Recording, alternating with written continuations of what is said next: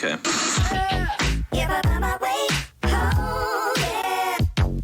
Wouldn't it be crazy? But you still amaze me. Wouldn't it be crazy? But you still amaze me. Wouldn't it be crazy? But you still amaze me. Wouldn't it be crazy? But you still amaze me. Give up on my way home, yeah.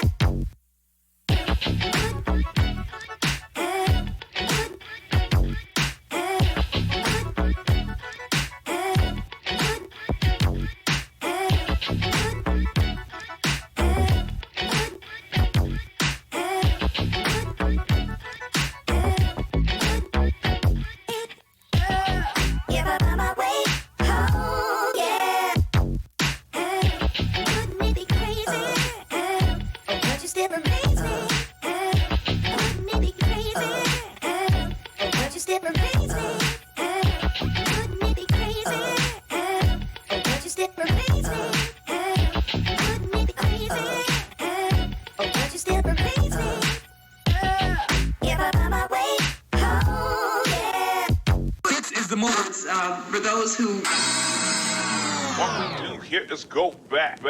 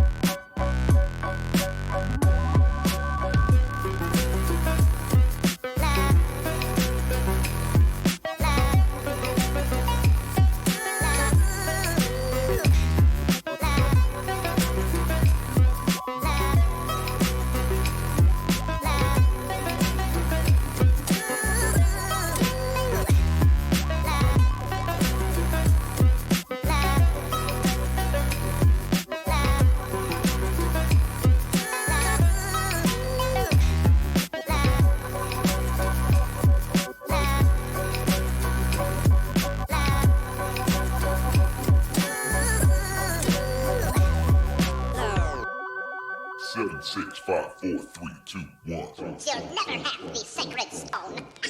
Oh, this you crazy mother.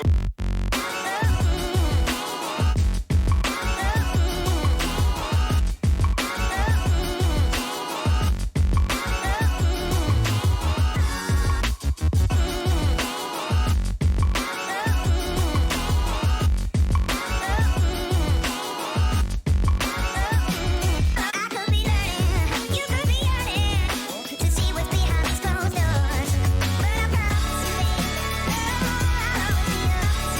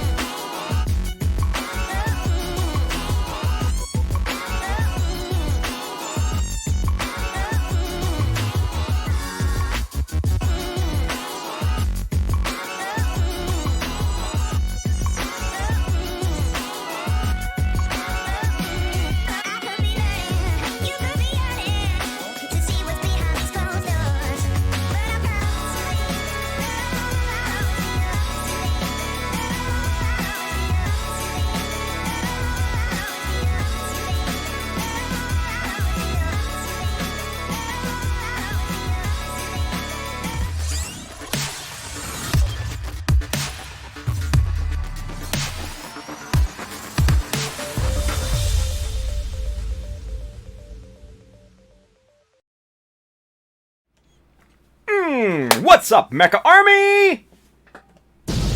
Yeah. Man, we're on a time schedule tonight, you guys. I literally just finished spraying the Vallejo metal varnish on 2 spoons. Ready to do this. We should be good to go on this Yugen thing. If you saw the 30-minute out image, you saw the results.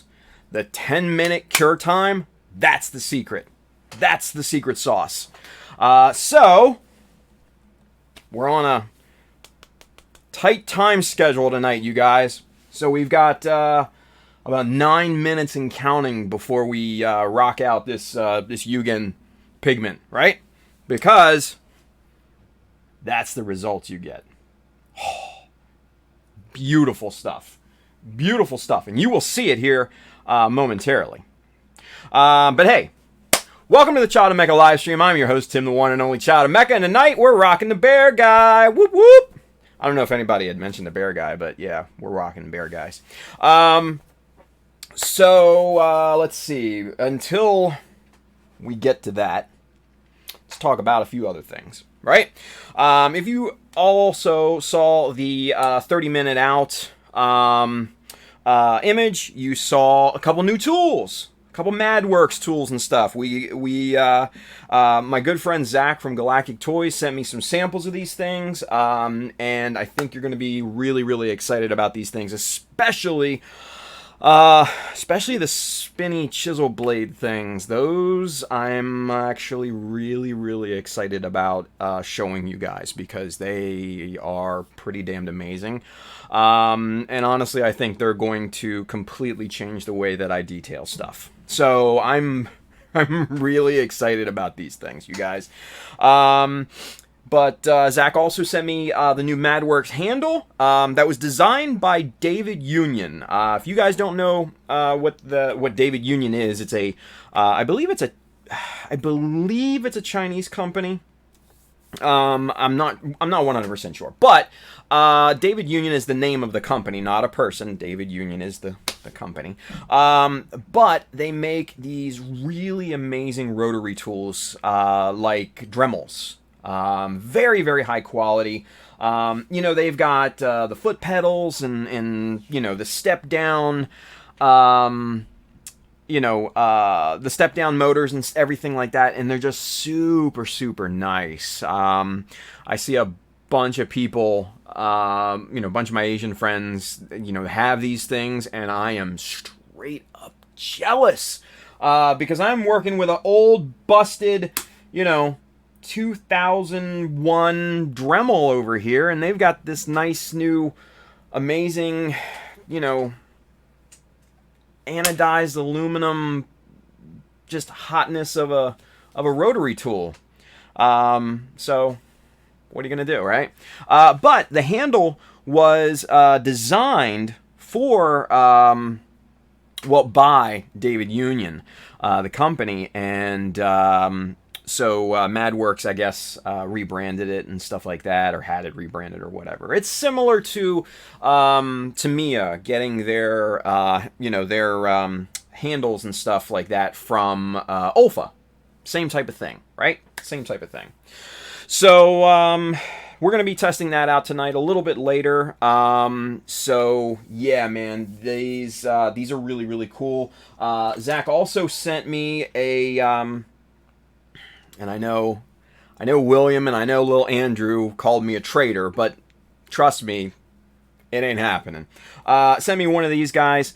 This is the MadWorks. This is the DLC line, the diamond-like carbon coating 0.15. So I know Zach is sending me the new version of that, the one that's the round stock.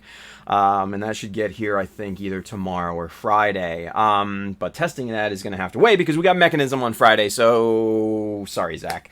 I completely forgot about that this week. But, yeah. Trust me, guys, I'm not switching from BMC. I'm not switching from BMC. BMC is life. No. But, yeah. So we're going to test that stuff out a little bit later. What's our time? We got about 5 minutes. 5 minutes for this metal varnish to cook, and then we're going to get down on this thing and go to town. Kenneth Sim says, Tim definitely getting some surprise on MadWorks. Not the chisels. I'm still not a fan of the chisels. And I'll explain why when we go to test those out next week. Because we're going to test out, I'm going to do it live on stream. We're going to test out the old school blade style DLC line from MadWorks. We're going to test out the new one, the round bar stock from MadWorks. And then we're going to compare it to the old school amazing BMC. So, yeah. Donnie Baxter's over there on Facebook. He says, BMC for life. I agree with you, Donnie. Wilson Alanea is over there as well. He says, excited to see your second shot. Man, I honestly, I owe all the success of this to Wilson. He was the one who kind of hit me up and basically said, yeah, just do it after 10 minutes. So, Wilson, buddy, that's on you, man. Let's see, what do we got? 10:16, cool. So 4 minutes to go. 4 minutes to go until we crack out this 2 spoons. I've got 1 spoon that is pure white, like we tried last time, and then I've got another one that I just did some stupid, kind of stenciling designs on, with some, some black stripes and stuff like that, just to see the effects and stuff. Because I know over there, in the Philippines, they just had the, what is it, the GMKC, or I forget the name. I believe it's the GMKC, competition, and, there was a yacked doga that was entered, from the Armor Komodo guys, and I'm gonna tell you, I fell in love with it because it was in the standard Yak Doga color scheme, but it had ghosted designs all throughout, and it was killer. GMKC, Kirk, thank you, buddy, appreciate that. But yeah, if you guys haven't seen this, I highly recommend it because that Yak Doga is absolutely beautiful. And I'll be honest with you, it kind of gave me some ideas. Yeah. So, what's our time? 2 minutes, guys. 2 minutes. We got 2 minutes till we crack this open and get on this Yugen thing here. Yeah. So. Definitely go try to check out pictures from the GMKC that the Philippine guys, the competition they just had here recently, because there's some really amazing stuff there. Really amazing stuff. What else? Oh! Okay, so real quick, Instagram. I know we're not on Instagram right now. We're on YouTube and Facebook and Twitch and all that good stuff.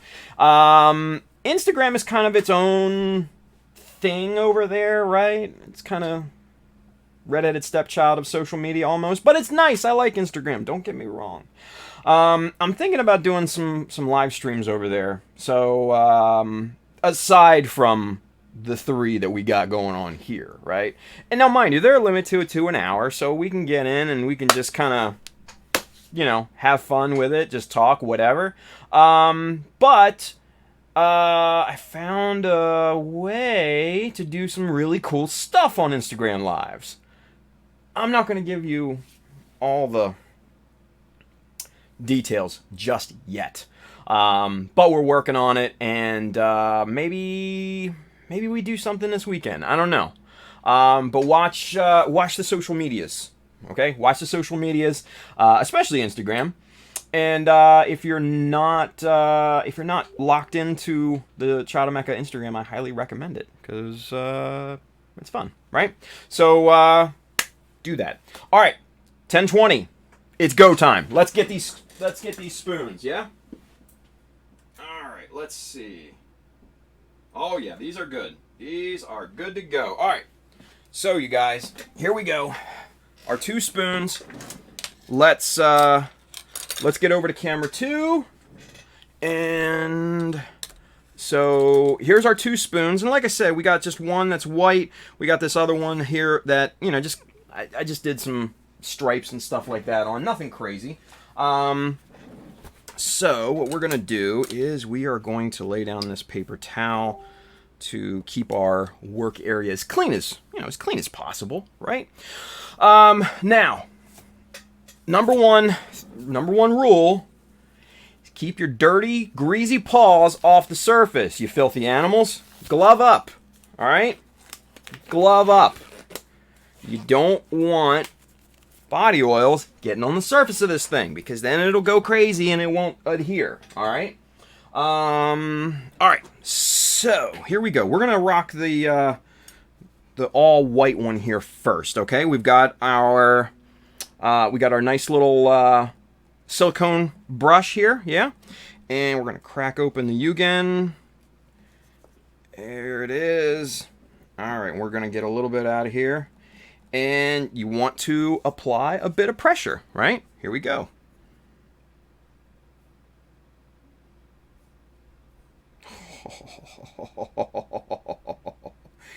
Yes. Look at that go down, you guys. Look at that. All right, let's go to work here. Really get this thing going.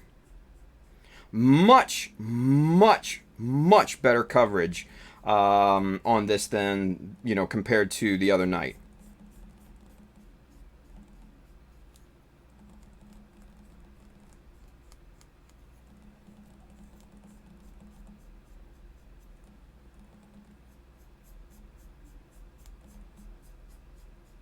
And like I said, you definitely want to apply some pressure.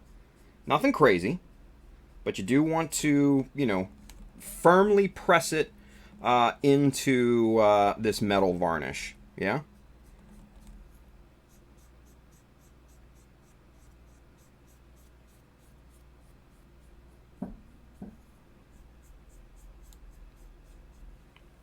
And there we go. Look at that. I'm not going to sit here and do the whole spoon for you. But look at that. And you can see that this is almost a mirror finish on this thing. You can see the brush. See that? Right there. It's awesome. It is awesome.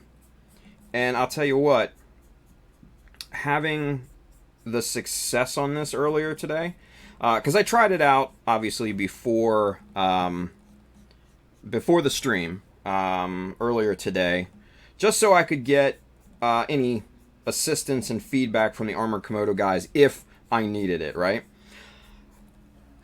Luckily I didn't need it, right? Luckily I could just report back to them that we had success, and that Monday's kind of fiasco with it was user error. Yeah, look at that. Oh, that is just beautiful coverage. That's amazing, right? So now, the cool thing that that I think really ties things together. Take just a simple, brush, and then just start brushing very lightly just the excess pigment off of there. But that's also going to kind of polish and buff the pigment that's there. And would you look at that? Oh, I am telling you what, you guys, that is just a killer look. Look at that, right? And if you don't believe me, there's a full spoon of it, right? I mean, look at that shine. Look. You can see the reflection in there. You can see the reflection of my finger, right? I'm telling you what, you guys, once you once you get this, once you get your rhythm and your workflow, and this is not an easy task. This one in particular, the Yugen, from what I understand from the Armored Komodo guys, is probably one of the more difficult ones to kind of master, right? So, but we got it, you know?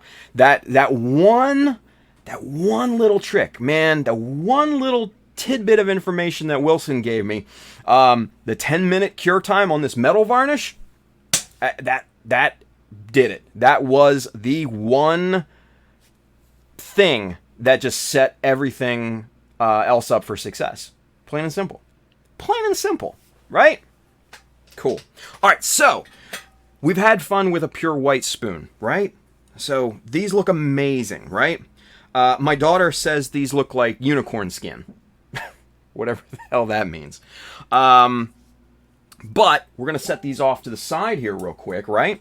And let's get this guy in here because I'm interested to see what kind of effects we can get over a black kind of color scheme, right? It may work, it may not. Who knows? Let's go to town on this, yeah?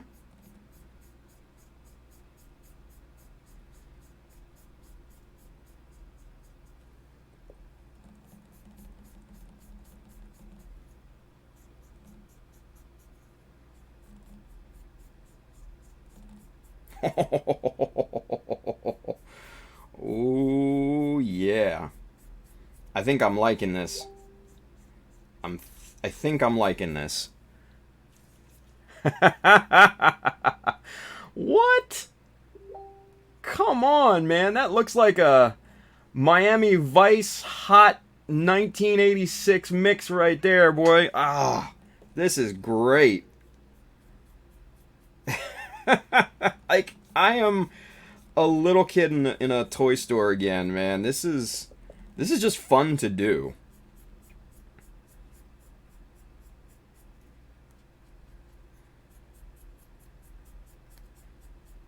Just seeing this stuff go on, and lay down, and seeing everything just come out, and just it pops. It's beautiful. It's amazing. You know, someone earlier in the chat, and I forget who it was, and I apologize for that, mentioned the Q-Blade. And I'm going to tell you what, you guys, the Q-Blade would look amazing in this. Just get this kind of buffed here. Look at that. Look at how cool that looks, man.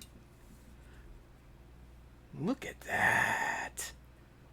And I know it's probably hard to see on camera, right? But the black takes on a crazy cool sheen of its own, right? Obviously, the white takes on, you know, kind of the blue, purple-ish, you know, kind of almost like a mother of pearl type of look. But the black takes on this just insane green in the highlights and in this crazy kind of blue in the shadows.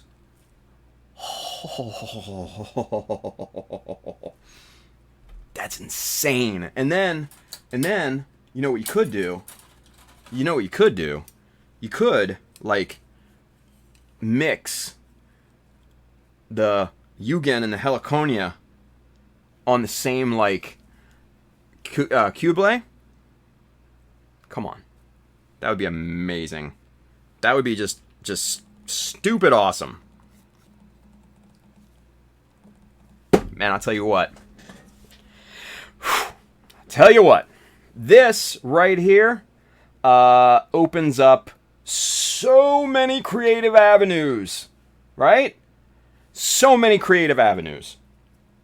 If you guys, you know, have seen any pictures from, you know, our brothers in the Philippines, man, they get down on this stuff and they do some amazing work, especially guys like Wilson, who just kind of pioneer techniques with this stuff.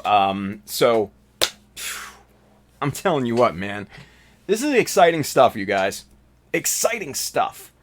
Don't look over this stuff, man. Don't overlook this. The Armored Komodo. Both of these. These are great. They have a ton of other colors, too. One of the things that I was thinking about today, these would look great on visors, like GM visors and stuff like that.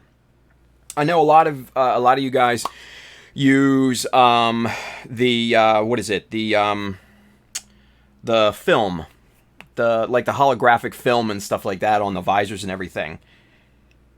You don't have to be limited to that anymore, right?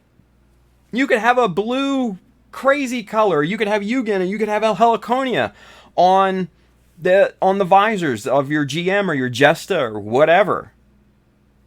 They're just awesome. Sky's the limit, man. Sky's the limit. Hell yeah.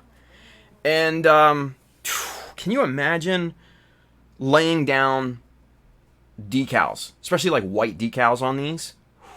Just, it would pop like crazy. Like crazy. Yeah. Oh, man. Yeah, William Wilms. He's over there on YouTube. He says, tall geese? Yes, says I. I agree with him, man. Jason PS3 says, are those pearl powders? No, they are pigment. They're basically kind of like mica powders, but on steroids. Yeah. Especially these two. These two are just, as you can see on camera, just insane. Insane. So, yeah. Batista Bernard, he's over there on Facebook. He says, I think someone already made one here with the cube. It would not surprise me, man. It would not surprise me one bit. Superset 5, he's over there on Twitch. He says, all right, it's seizure time. We have a question. He says, oh, sorry, I mean question time. What I missed? Dude, you missed the success of a properly applied Yugen powder here. Aw, Gary with the bits. Thank you. Thank you, buddy. 100 bits over there on the Twitchy Twitch. Tig old biddies. Love it. But yeah, dude, Superset, you gotta rewind it. You gotta go back and rewatch it, because this stuff going down like this, oh, so much fun. It's so much fun. Oh my. So, you guys, definitely go pick these up here if you're in the States. Check out my boy Adam at USA Gundam Store. You can also check out our good friend Jeremy Chassange, his website, online store. It is the Gundam Project Shop on Facebook. Go check them both out, man, because these just, I'm going to tell you what, these open up so many avenues for creativity. You got to think what the type of stupid, crazy stuff that you could do with these things, right?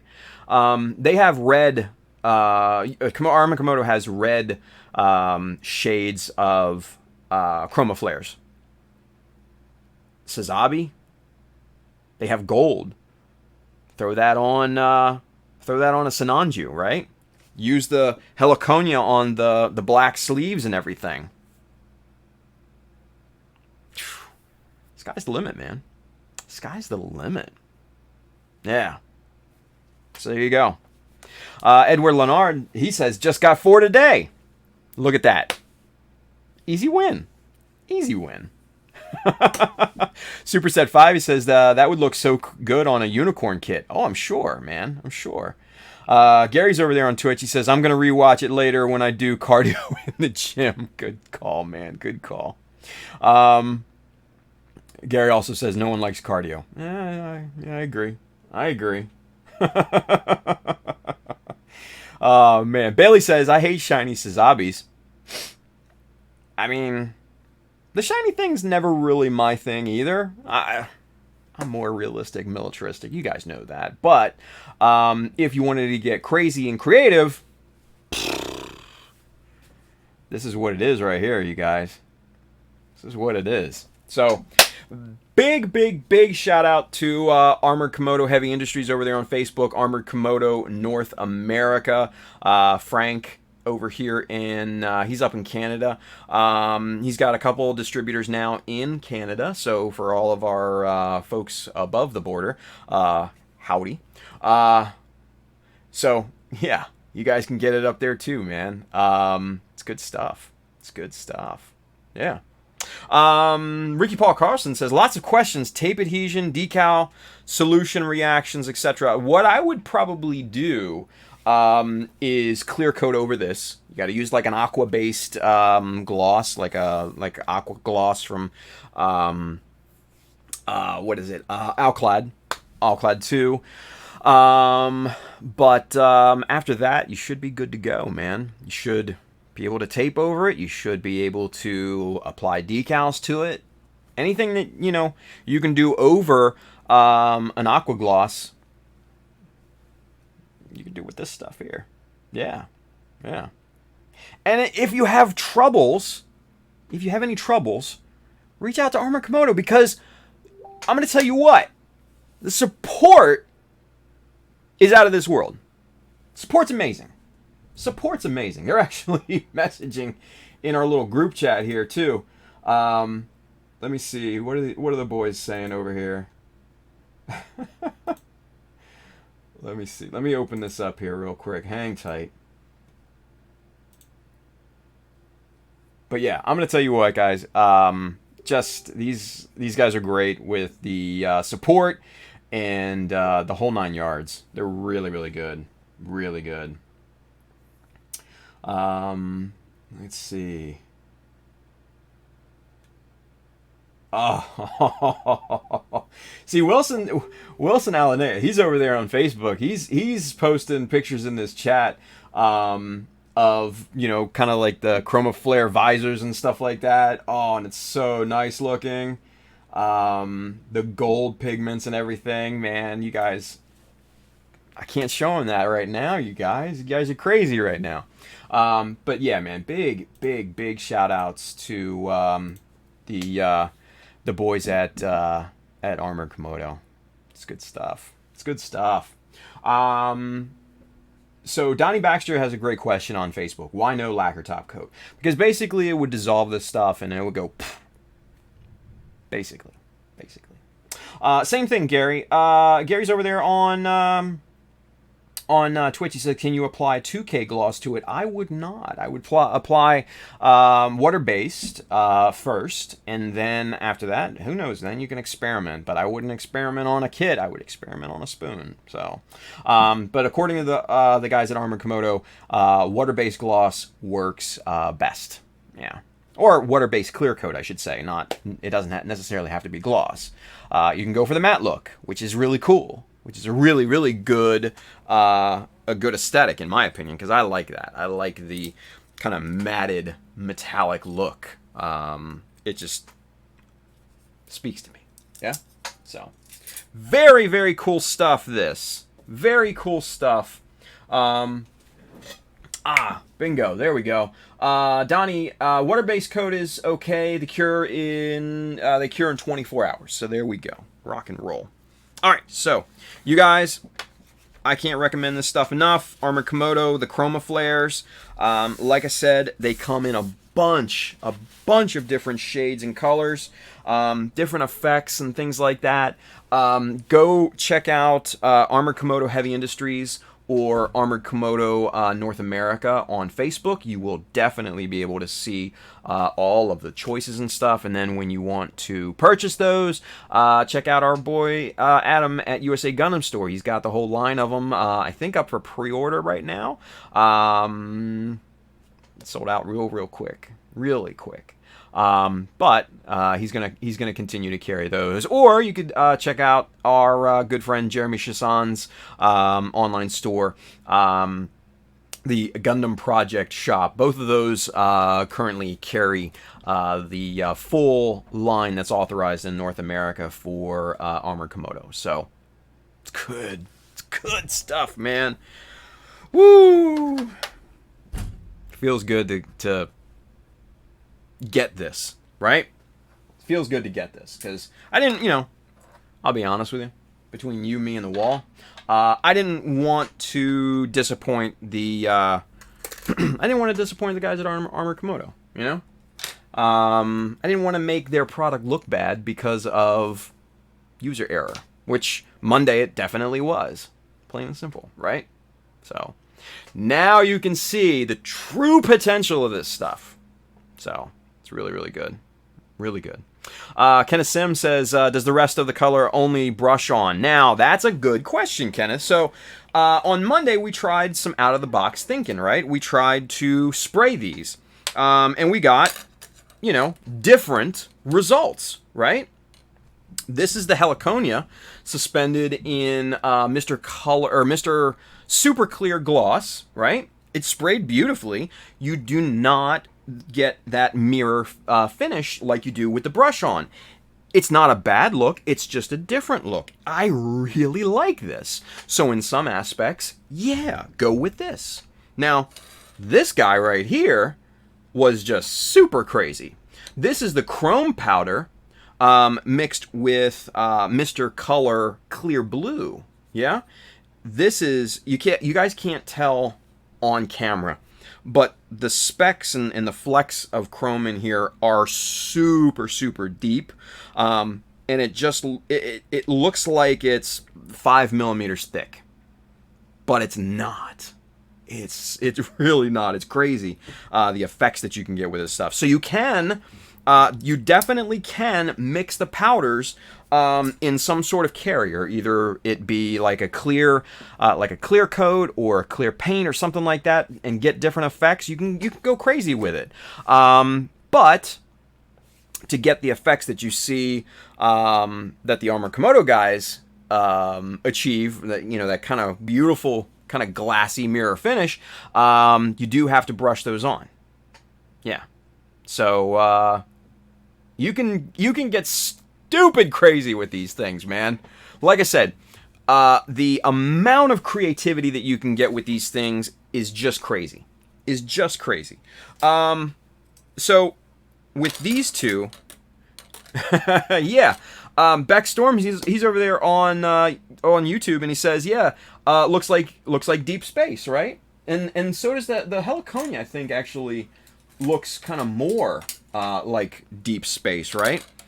So here's the three. This is the brush on, this is the spray on, and this is obviously the clear blue. But imagine these two right here with little just specks of white paint on these. It would look like space. And then, just kind of lightly airbrush, some gray for like nebula or, stuff like that in space and all that. Come on, man. Yeah, you can just get really, really crazy. We could sit here all night brainstorming ideas, you guys. We could sit here all night just coming up with super, super crazy ideas for these pigments. Yeah. Oh, man. So, go get you some Armored Komodo chroma flares, you guys. And while you're picking those up, don't forget they have they also have weathering pigments too. Yeah, I haven't tried this. I suspect these are going to be just as good. And you get a lot, and it's a cool container too. I don't know why I like these containers. Anyway. All right. Bailey says, okay, good stuff. Let's move on to the spin plates. Mr. Dash will be shipping mine out soon. Nice. Okay, for Bailey then. For Bailey. All right, let's go. Let's switch gears. So, Armored Komodo guys, big shout out. Thank you, boys. Really, really appreciate the samples and everything. These are super cool. I can't wait to kind of get into these a little bit more. So, all right. So, this, let's see, the .15, the MadWorks chisel blade, we're going to save that. We're not going to work with this tonight. This guy, we're going to take a look at first because I'm going to make Bailey wait on the spin blades. Sorry, B. This is the, what is this? The multi-function models handle, designed, like I said, by David Union. And this thing is solid. This thing is really, really solid. Let's see. Armor Komodo says, no, thank you. Oh, man. See, these guys are great, dude. These guys are just great. All right, so solid piece here. This is, and it comes in this cool little container, this little pouch, plastic pouch, right? Come on, you. Get out of there. All right, so a textured. This is all, like I said, this is all solid aluminum, you guys. And let's zoom out just a bit. Let me get a piece of tape for the lens so it doesn't do the auto zoom thing on us here, because that would be unfortunate, right? All right, so just like that. Okay, cool. So this thing is a solid unit, you guys. This thing has some weight to it, but it's more indicative of quality, not of overabundance, if that makes sense. This thing just feels good and balanced in your hand, right? So it's really, really cool. It's got this, kind of universal chuck up here, and this is how you release it. What I had thought first is you just twist this like a pin vise or something like that, but no, this little red deal right here, this is what loosens the chuck up here. So, and it's a reverse, it's actually reverse, a backwards thread. It's reverse threaded. So normally, to screw in something like that, it's righty-tighty, lefty-loosey. If you learned that in school, right? But this is lefty tighty, righty loosey. I don't know. I don't understand it. But you twist this thing the opposite direction like you normally would, and the chuck begins to open there. Now, this splits into 4 sections, so you can actually fit a blade in here, or it also obviously has a circular hole there, so you can fit the new round stock chisels in there. So as soon as I get those from Zach at Galactic Toys, Grand Rapids, Michigan, we're going to kind of play around with that and do a chisel comparison. Based on what I've seen today, I'm not switching from BMC. I'm not. But anyway, that's for a whole nother story. I still need to try the round stock one because from the pictures that I've seen, solid round stock, rod of steel for these chisels, precision ground, obviously. So I'm interested to see what they have. I'm interested to see how these are crafted, because if it's anything like the other round bar stock chisels that I've experienced, they're not really that great. But MadWorks is synonymous with quality. We know this. So I'm hopeful. Right? So we'll see. We will see. But, I'm also heavily invested in BMC. It's like shooting on Canons.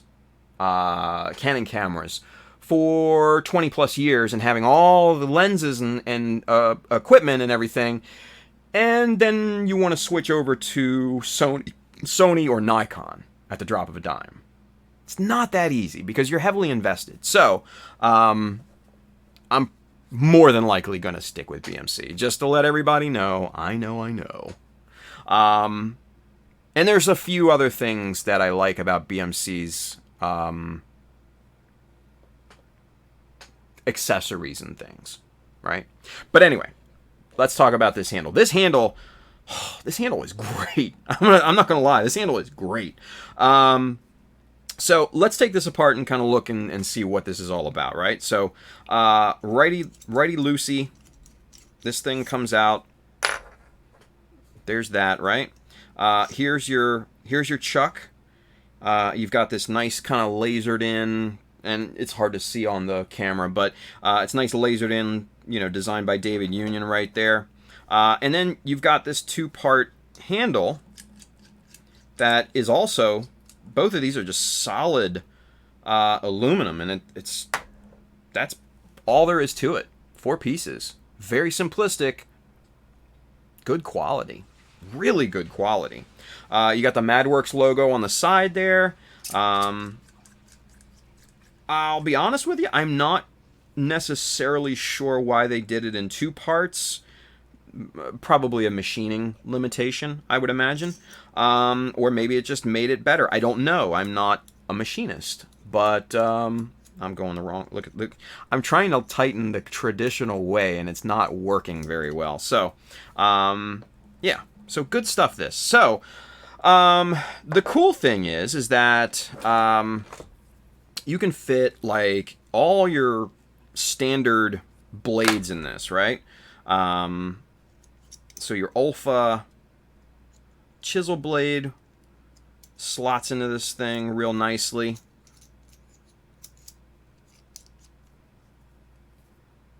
Just like that. And you've got great control over this. Great control. You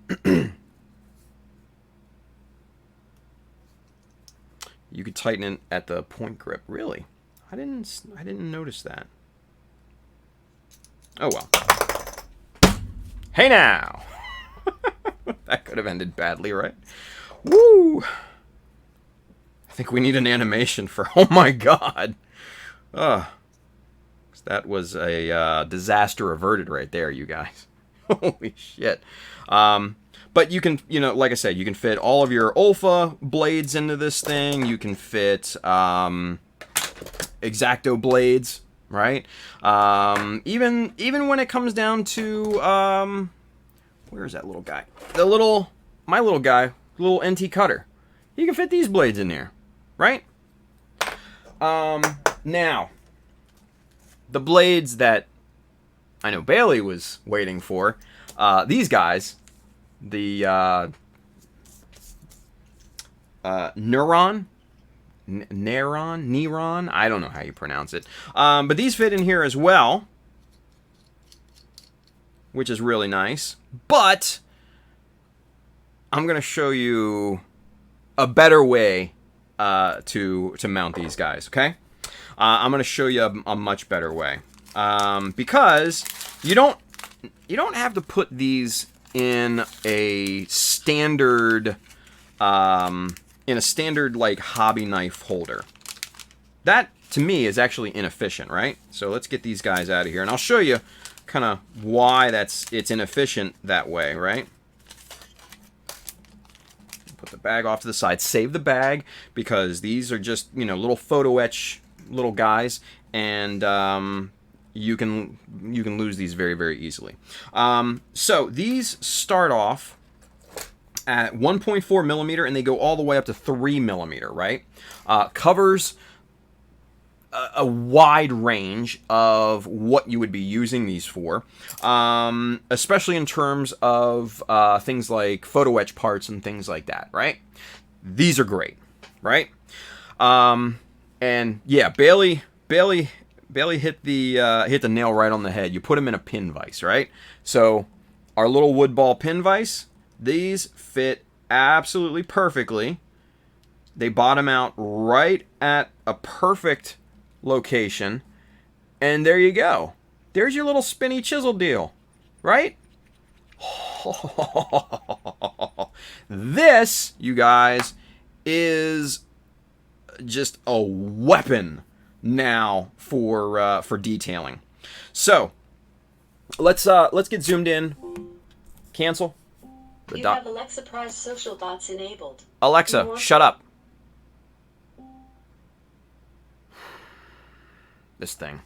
Anyway, let's get super zoomed in so you guys can see this in a little bit better detail, yeah?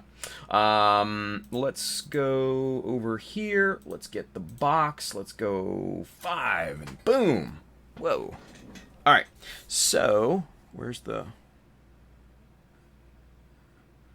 Ooh, there it is. All right, so this is a test piece that that I worked with earlier, and you can see the quality, the quality of that hole, especially the flat bottom. That is just lovely, right? Now, the thing with the blade, and you can see this is the 3mm guy. It has, right there, it has this little barb right up front right here. And that is to lock into a pre-drilled pilot hole that you drill with like a 0.5mm drill bit or something like that. Or you can even just, you know, mark it with like a generalized like scriber like this, just like a little pen scriber. Not your expensive BMCs or MadWorks, not like that. But this will rest, this little barb rests in that pre-drilled pilot hole, and then you spin this thing, and man, it just scrapes up the plastic just amazingly well. Amazingly well. So let's test this here real quick. We've got the little drill bit kit on the Amazon link below. Oh, you know what? I didn't mention that. There's an Amazon link below, you guys. Below here on YouTube and Twitch. That side, if you're watching on Facebook, these drill bits are on there. Go get you some. These are a cool. This is a cool little kit because this is here in the States. It's hard to find a good quality set, a big set of millimeter sized drill bits, right? So wire gauge drill bits are the next best thing. So that's what we do. So we're gonna take that little blade out of there. We got just this little guy, about 0.5mm diameter drill bit here. We're gonna pop this little guy in our pin vise ever so carefully, and I was scribing on this as a test piece earlier between the BMC and the MadWorks, so we're just going to use this as a test bed again, and we're just going to drill our little pilot hole here, right through there. There you go. And let's take the drill bit out of there. Let's pop our spinny blade here back in. Try to get that as straight as possible. All right. So now, let's pull back just a bit. There we go. And let's get this focused. There we are. All right. So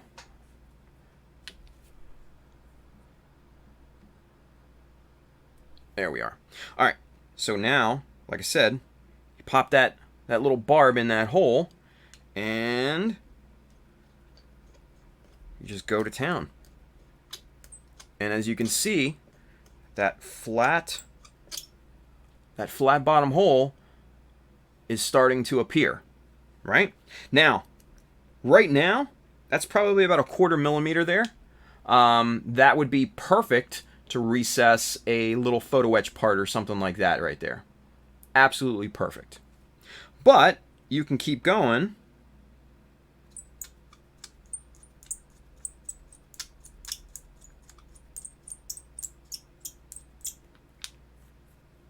And really kind of go kind of deep on it and re-drill this to a 1mm size hole. You can pop a little metal part in there and it would be nice and recessed. Sky's the limit again. I love these things. Juggernaut471, thank you for the sub, buddy. Appreciate that. Welcome to the Mecha Army. You get one. Boom. Thank you. I love that little animation now. But anyway, so these little guys right here, like I said, are going to completely change the way I do details. Oh, yes. Oh, yes. I am to the moon thrilled with these spinny chisel blade deals. I really, really am. I am not lying. These things are going to be good. Really, really good. All right, so let's get everything back. All right. Donnie said you just triggered my dot. Sorry. And I call it dot on stream because I don't want to, you know, make it go off. Oh, man. So, yeah, you guys, these spinny blade things are, I love these. I love them. I am completely sold on these. Yeah, yeah. Chartwin says, where did you get them, Tim? I got these from my good friend Zach at Galactic Toys up in beautiful Grand Rapids, Michigan. You can check them out, and I think a lot of places that sell Madworks are going to have these because I believe these are distributed by Madworks. But yeah, so my good friend Zach, he sent me these to test out and everything like that, show on the stream and everything, so shout out to Zach and the boys up at Galactic Hobbies. If you are up that way, if you have the ability to get up that way, then I highly suggest it because it's an amazing store. Really is. Especially if you're into like card games and stuff like that. They have this whole back section that is just like a scene out of Game of Thrones, like from the Red Keep and stuff like that. It's super cool. Super cool. Yeah. Yeah. And Zach says, yeah, they're brand new. These are brand new. Hot off the presses, as they used to say. So, yeah. Kirkhill had a good question just a few seconds ago. He says, sorry, just got back, might have mentioned it, but Tim, have you got the God Hand versions of these? How do they compare? Great question. Yes. I have the first generation of God Hand spinny chisel bladey things. These are the ones without the barb. God Hands, they put the barb on their second generation. The first generation absolutely sucks as spinny blade chisel deals. But look at this. Check this out. This just kind of popped into my noggin. Check this out. So these are 1.5, 2, 2.5, 3 millimeter, right? These are super, just stupid sharp, you guys. But check this out. That's a round shaft. And we just happen to have a brand new Madworks round shaft holder thingy. Check this out. Oh. And now you have a brand new high test chisel to play with. Right? Chopping plastic and everything. What? Boom. Just like that. I mean, come on. This holder just breathed a brand new life into these God Hand spinny chisel things to me. Who knows what other kind of creative uses you can come up with for this Madworks holder, right? I'm sure there's a ton. But man, you guys, super excited on both of these fronts, the Armored Komodo and the Madworks spinny blade chisel deals. And I don't even know what they're called. Spinny blade chisel deals, I think, is a good name for them.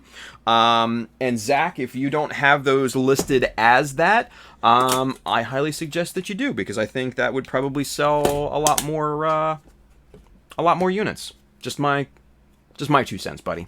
Just my 2 cents. Spinny blade chisel things. Yeah, I think it just rolls off the tongue. I don't know. What do you guys think? I think it's I think it's a good one. I think it is. Yeah. Woo. Let's see. Bailey says, Tim, question, any wobble with the Neuron blades? They are photo etch after all. No, that's what I was worried about too. This is quality. And the cool thing is the size of them lends itself to being stable, right? And then when you put them into a pin vise like this, it's even just that much more stable. So no, I have not experienced any wobble in terms of the material itself. Not even one little iota, which I was surprised by. I'll be honest with you, I was very surprised by. But I'm thankful that I didn't. Yeah, I am.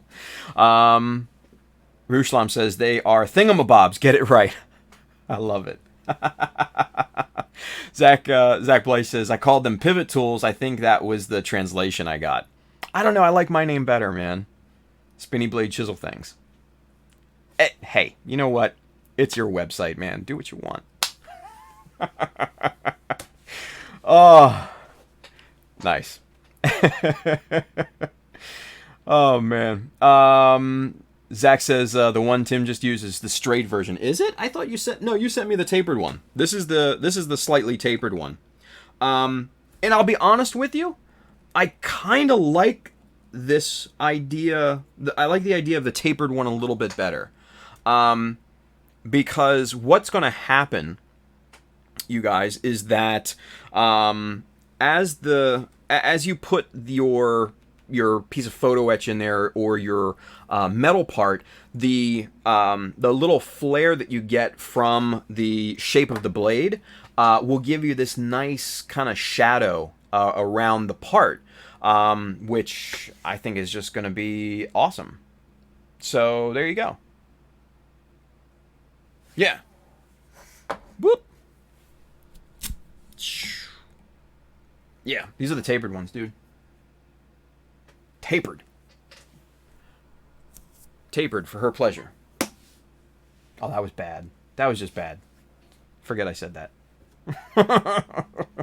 Anyway, moving on from that terrible joke.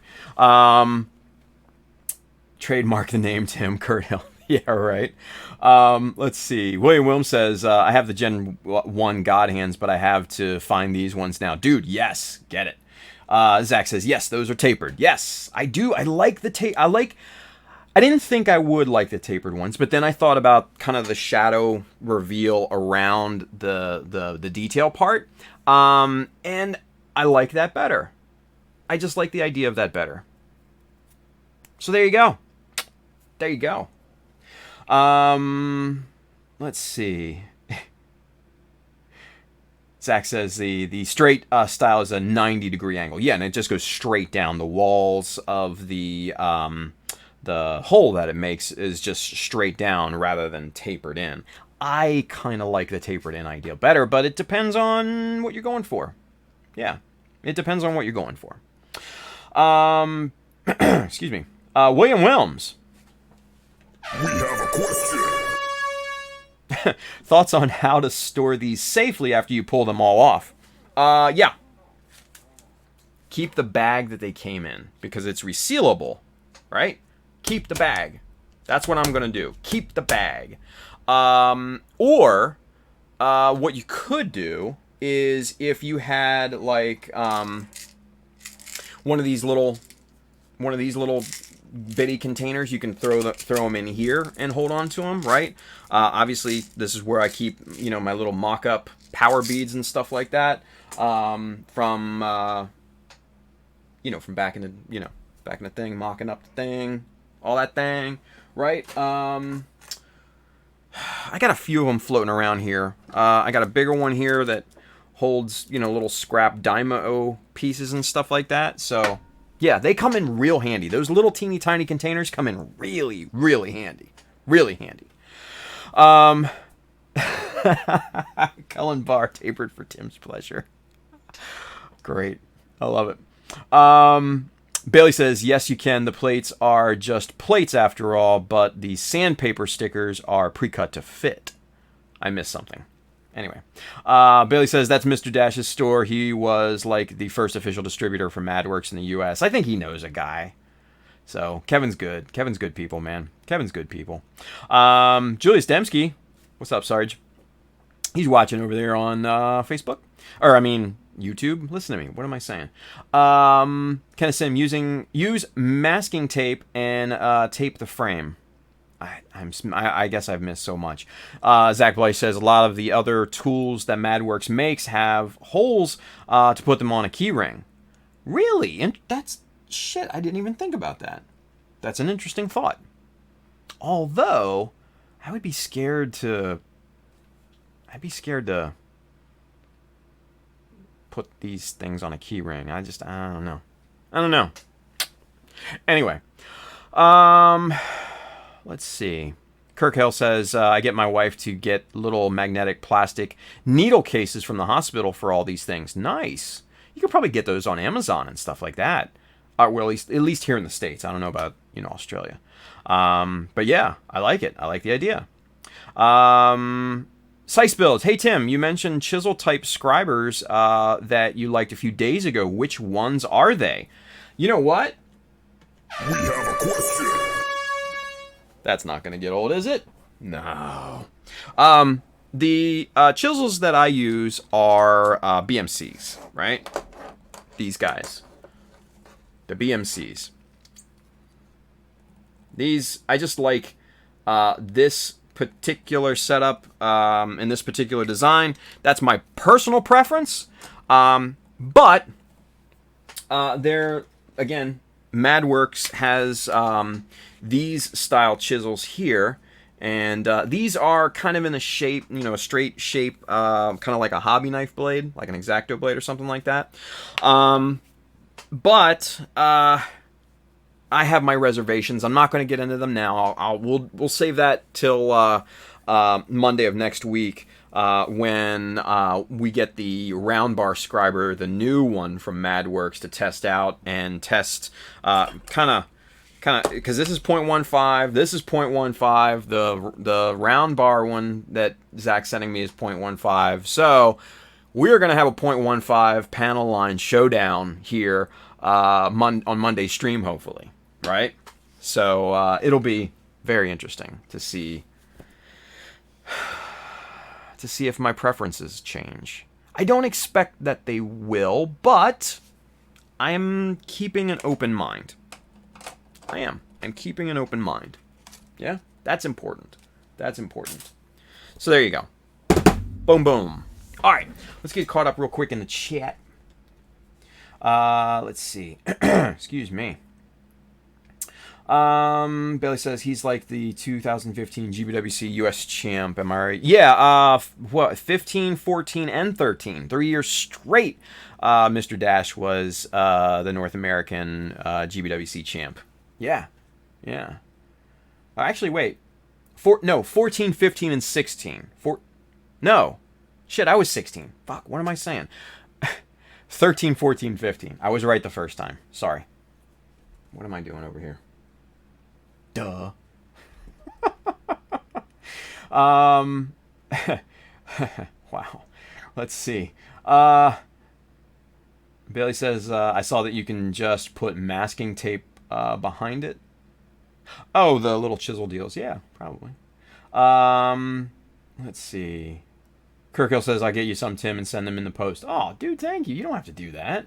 That'd be awesome, but dude, you don't have to, man. Rusham says, I would avoid putting adhesive residue on something that thin. On the chisel blades, yeah, I don't know if I would do that either. I'd probably just keep them in a container, right? Because there's no sharp edges. There's not a blade to speak of. It's scraping. It's a hard edge. It's a hard, kind of stamped out edge. And it's just scraping the plastic. It's not necessarily cutting it. It's scraping it away. So, yeah, I would be perfectly comfortable with putting all these into one single container, like a medicine pill bottle or something like that, or one of the little containers that I showed earlier. I would have zero reservations in that. So that's just my opinion, though. Just my opinion. Zashawn's over there on Facebook. He says, "Hey, y'all." Well, howdy. Who's your driver, Zashawn? Sorry. For those of you outside the U.S., you guys aren't going to get that. I'm not even going to take the time to explain it. Jesus. It's just a redneck U.S. thing. Don't worry about it. Bailey says the BMC style has less support behind the cutting edge. I don't know about that one. I don't know if I would agree. Because the way that the BMCs are welded into the steel shaft is actually a ton of support. Yeah. Brandon5269 says, "What's a good super cheap kit to practice more scribing on? Bonus points if Galactic has it, so I can add to my order." Dude, what's better than a little bear guy? Honestly, what's better than a bear guy to practice anything on? Right? Come on. A bear guy kit cost what? $4, $5, $6, $8, something like that? Who knows? It's a perfect practice kit. So much better than, say, like a more expensive high grade. Or even an SD. SDs take a ton of work to make look good. A bear guy? A little petite bear guy like this? Dude, it's fresh to death right out of the box. For my money, and you know what? We're going camera one on this because I'm going to make a statement right now that may shock and appall some of you. But hear me out. Hear me out. The petite bear guy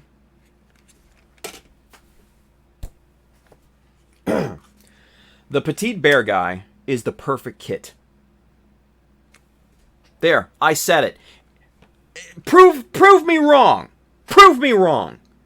The petite bear guy is the perfect kit, and I'll tell you why. It's cheap, it's readily available, it looks great out of the box, you can do stupid creative things with it, right?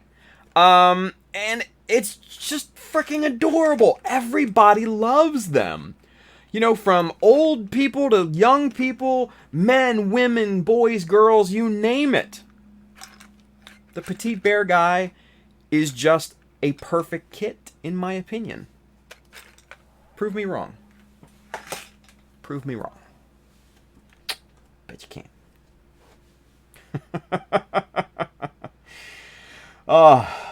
So there we go. Anywho. Yes. I think my chat window just blew up. Oh, wait, there we go.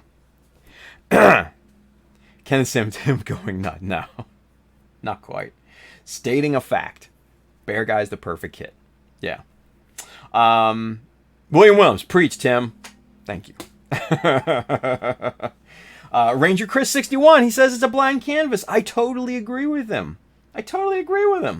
It's just an amazing kit. It's an amazing kit.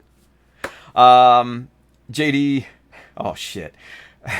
JD's over there on YouTube. He says, now you gotta win GBWC with a bear guy. Man, you know what? That's a tough order. That's a tough order. Cheers to JD.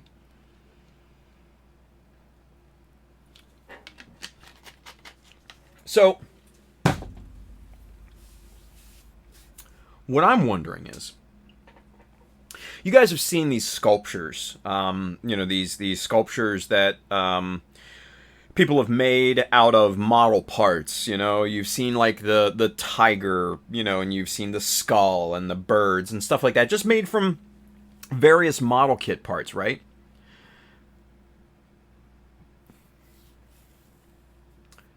What I think would be really cool is to make a jumbo-sized petite bear guy out of scrap model kit parts. Then you might actually be able to win GBWC with a fucking bear guy. Boom! Oh, come on, son. Think about that. Think about that. That is a killer idea.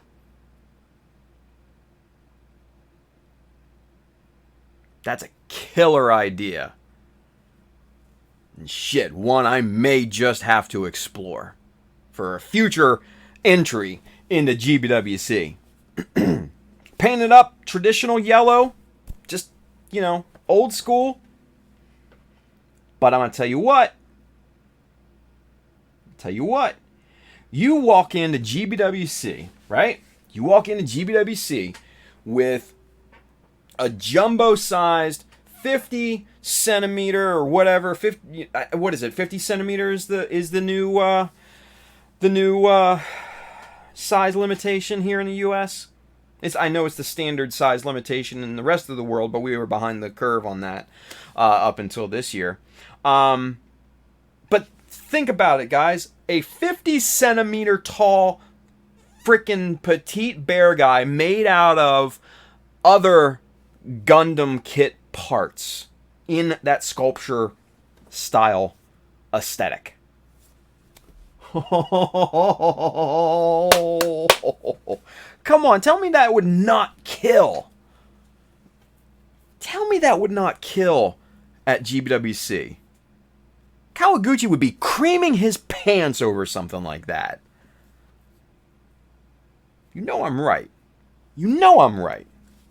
Oh, just the myriad of ideas flowing tonight with things. Man. From the amazing Armored Komodo stuff to the awesome spinny drill, what do we call them? Spinny chisel drill things? Whatever it is. To the bear guy idea. God, we're on fire tonight, you guys. It's a rare night that the ideas and the originality flow like they do tonight. It's a rare night. Oh. All right. What time is it? 11:23. Wow, we have really flown by on this stream, haven't we? Crazy. William's more like 2025, right? Yeah, it probably would be, right? Shit. Williams, are there enough scrap parts for such a daring idea? Dude, you know what? I have no idea. I have no freaking clue. I honestly think that that idea is a freaking amazing idea. And I am gung ho to try and explore it.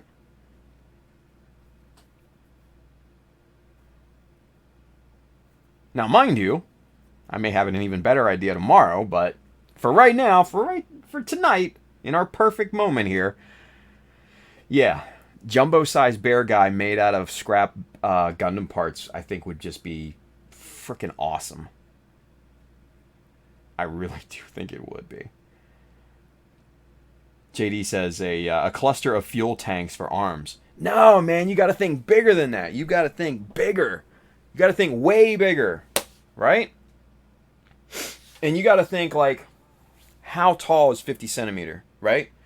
And then scale up a little petite bear guy to 50 centimeter. That thing's going to be pretty big, yeah? So you got to start thinking like microscopic level of details and stuff. Oh, Yeah. Holy shit. Wilson's over there on Facebook. He says, so a super detailed mecha with color separation on different parts using Arcom, chroma flare pigments as accents and regular paints mixed with photo etched. Shit, I think Wilson's on to something, buddy. Wilson's another super creative dude, man. Really, really is. Like, crazy creative. I think he's got a great idea. Terry T's over there on YouTube. What's going on, Terry? Terry's one of my favorites, man. Go check him out. He's doing, like, super cool tutorials, you guys. Gundam Yantham on Instagram. Definitely go and follow him on there because he's doing really good things. Really good things. But he says, a bear guy kit and Tim in a bear guy shirt walks into a bar. The bartender asks, what do you think will make Kawaguchi cream his pants? Tim says, a 50-centimeter bear guy sculpture made out of scrap Gundam parts. Oh, shit. Whew. Bailey says, not so petite bear guy, right? I think that's a good name for it, yeah? Ranger Chris, bear guy using Neo Zeon as a base. Oh, shit. Now we might be onto something. See, now we're thinking big. I like where your head's at, Ranger Chris. I like where your head's at. 2Zaku 2, Thomas Worslow's over there. He says, I dare you to build it, Tim. Dude, don't dare me to do anything, bruh, because I will fucking get on it. Cullen Bar sculpture out of spare Act Guy parts. Yeah, whatever I can get, you know? Whatever I could get. Terry T, the bear guy kit, looks at Tim and says, what am I, scrap plastic? Look at Terry over here with the jokes tonight, man. That's awesome. Kenneth Sim, Neo Zeon, fuel tanks as legs. I think you gotta go bigger. I think you gotta go, like, just crazy. You really gotta think outside the box with something like that, right? I mean, you guys have seen these sculptures, right? Like, and I think it's just like one guy that makes these things, and he's super insanely talented. He's done the skull. He's done what has he done? He's done like a raven. He's done like a bat. He's done bugs. He's done that kind of lion or tiger, whatever, kind of crouching down like that, which is just insanely good. And he's done a bunch of other stuff. And I've seen, I forget what YouTube channel it was, and I know it wasn't. It was an Asian channel. It was either Korean or something like that. I think it was.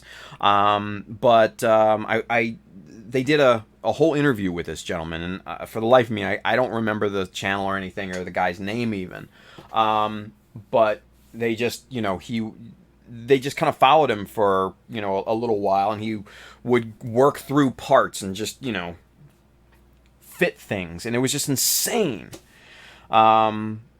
So it's an idea, right? It's an idea. Let's see.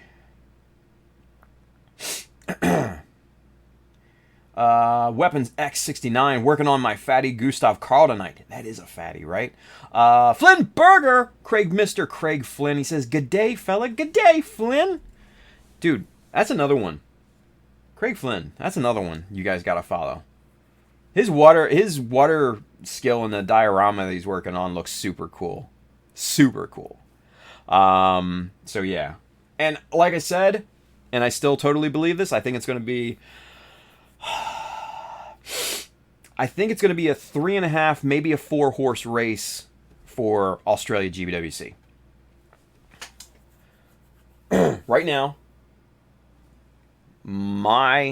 from what I've seen, just from what I've seen, and mind you, these are just from pictures, so I could be completely off base. But Mr. Kurt Hill, Mr. James, No Zaku Boy, Mr. Craig Flynn, and also our late entry, you know him, you love him, Josh Dara, right? Now, mind you, the first three guys have kind of really creative pieces. Josh's right now is just super detailed and very technical, which I fucking love. But it doesn't get the points for creativity. like something else does, right?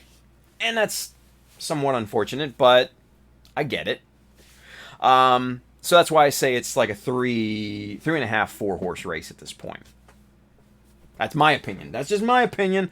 No offense to anybody else, but that's just my opinion. These guys are killing it right now.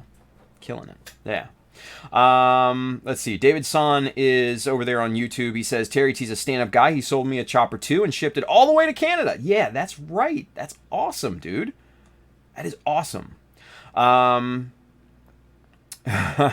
5269. There goes $40. Thanks, Zach. Can't wait to get my stuff. There he goes. Galactic Toys. Nice. Al Cruz. Man, I just checked out Galactic Toys. They have everything. Yeah. Let's see. Rushlem says, Bear Guy using a VW. Oh, where'd the comment though? VW Beetle as the head. Never mind. Too big. All right. William Wells, don't stop coming out with the ideas. The chat's moving too fast, you guys. It is back to work for me. We'll catch the rest tonight. Take care, Will. Kenneth Sim, what is bigger than the Neo Xeon? Not much, man. Maybe perfect grades and jumbo grades, stuff like that, right? It's gonna be crazy. Zero Kai's over there on YouTube. He says, where will you be when a Bear Guy beat you in GBWC? Right? Dude, come on. It'll be the first time a Bear Guy beat or won at GBWC. Mark my words, right? Mark my words. I love this idea. I love this idea, you guys. I really, really do. Charge Wins, I finally started to work on my Zaku 1 after I put the goof chest piece on. I'm having fun modifying the skirts now. I would have never started to build it if I didn't know of you, Tim. Aw, thank you, man. That's really awesome. That's really awesome. Zashan's over there on Facebook. He says, I think I missed it, but were you using the MadWorks handle earlier? I was just on GT's website yesterday looking for it. Yeah, dude. Yeah, there it is. This thing is solid too. Solid, like a rock. Ooh, yeah. I'm not gonna do that.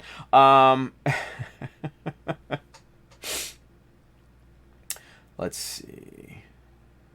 Keep going, keep going. I'm avoiding Andrew's comments because he don't matter, right?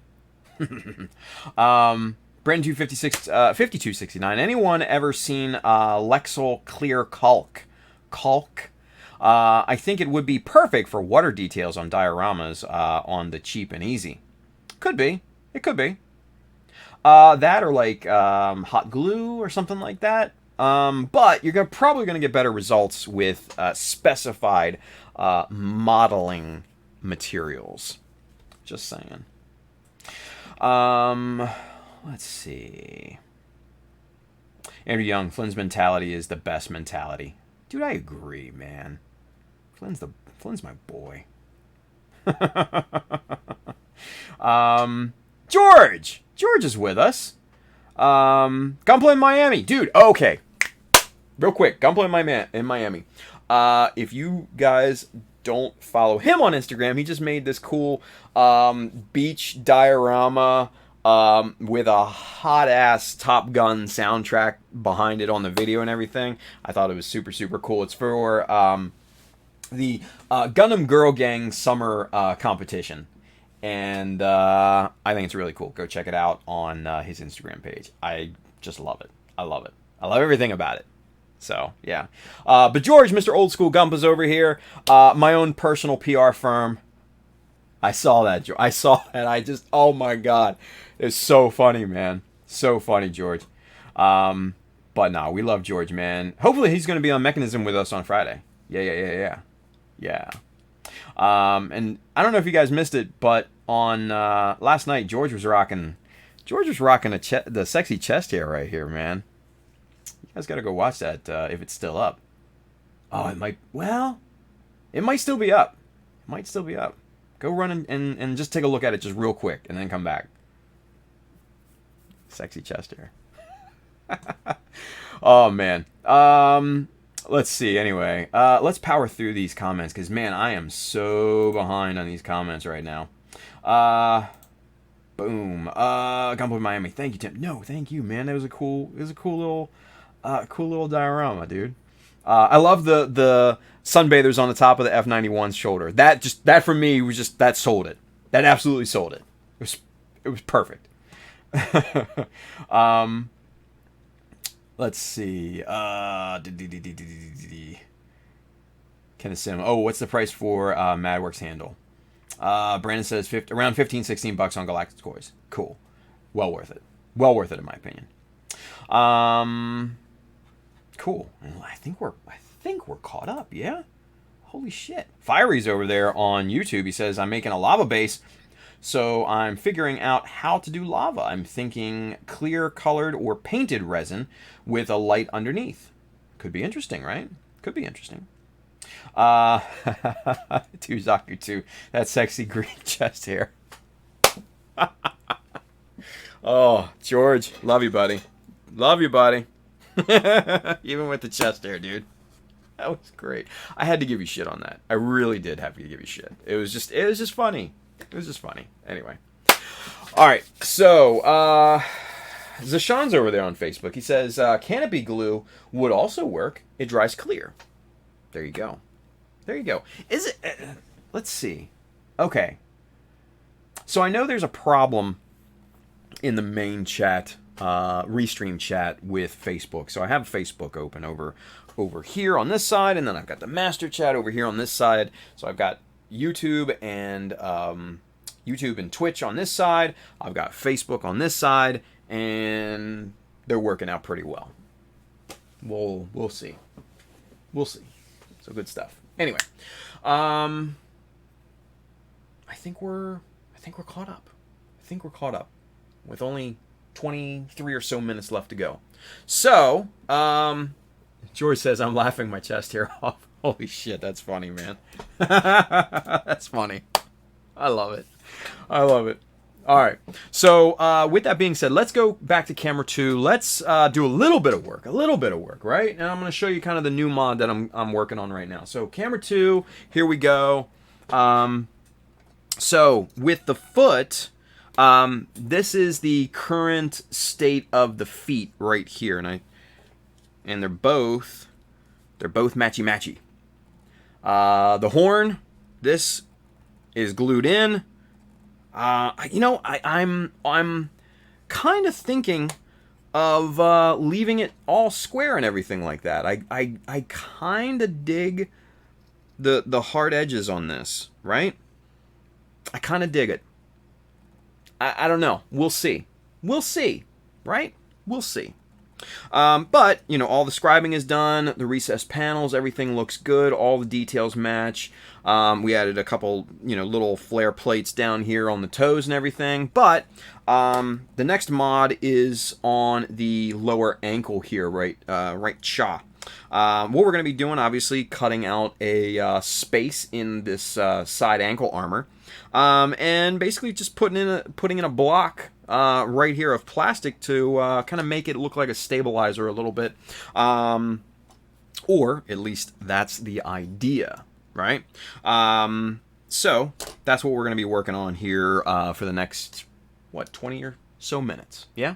Let's see. Mike Wine's over there on Facebook. What's up, Mike? He's packing right now. He says still packing.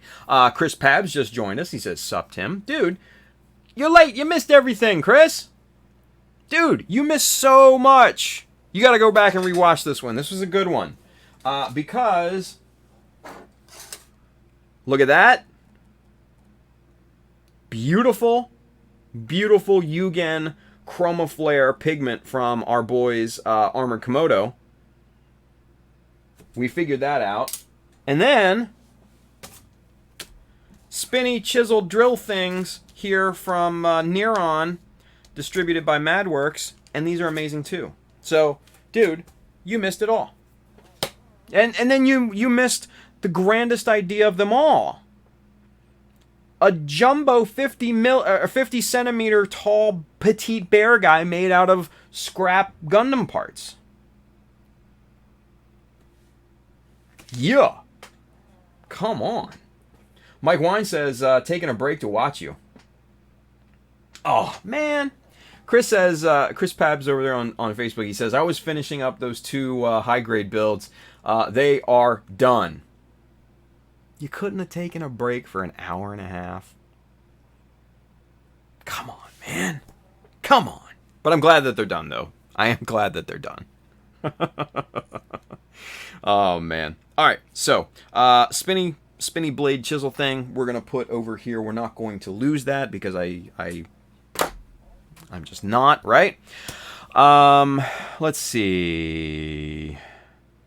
Brandon 5269.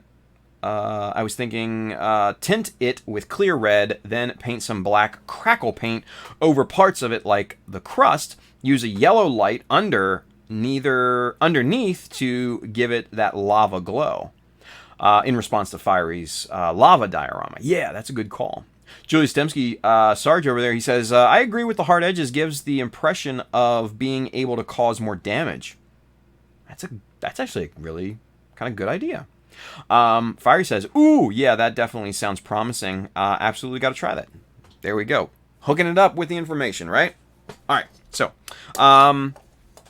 we got to cut this out. We got to cut this hole out, right? So what we're going to do is we are going to stack up 6.3 millimeter strips into here. And this is obviously a little bit wider than this 6.3. So we are going to we're going to worry about that once we get the block in here and start to build that up and everything and trim this out and all that. We need to get the main this main section cut out first, right? We got to get that cut out because that's how this is going to stick out, and it's not going to stick out a long way, right? What I'm thinking is maybe just a bit, maybe at that 5 millimeter mark right there, just beyond the high point, right down here. You see the two lines almost meet right there in the middle. That's the 5 millimeter mark. Just kind of like that. Yeah? Just kind of like that. Just peeking out, just to give the look of heaviness and a stability, right? That's what we're going for. That's what we're going for. All right. So, with that being said, I went ahead and pre-cut some little pieces of Dymo here. I cut 4. Already used 1, right? So now what we're going to do is we're going to pop these, pop a new one onto this other side, and we're going to cut this out. And I'm going to show you how I cut it out with a great deal of precision, right? But first, let's get the backing off of this tape here, and let's get this applied, and I'll show you what we do here in just a second. Come on, this backing is fighting me right now. There we go. Now we got it. All right, let's get the tweezers here. Okay, so what we do, I like to use my solid 1, 2, 3 block. These come in super handy, by the way. Set the foot right on top of there. Tilt this up just a bit so your eye's at kind of the same level. Make sure the foot is flat up against this block, right? Because the surface of the block itself is definitely important. Now, on these particular feet, there is a molded in indent right there, and you can see it right there in the highlight. That's our marking right there where we want this tape to go over. We want this tape to go right up to the back edge of that. That's our demarcation, right? So we tilt our block to eye level. We set this Dymo piece right down on the surface, and then we move it into position. Just like that. Easy peasy, yeah? And now we press it on. Wrap it around the corner here.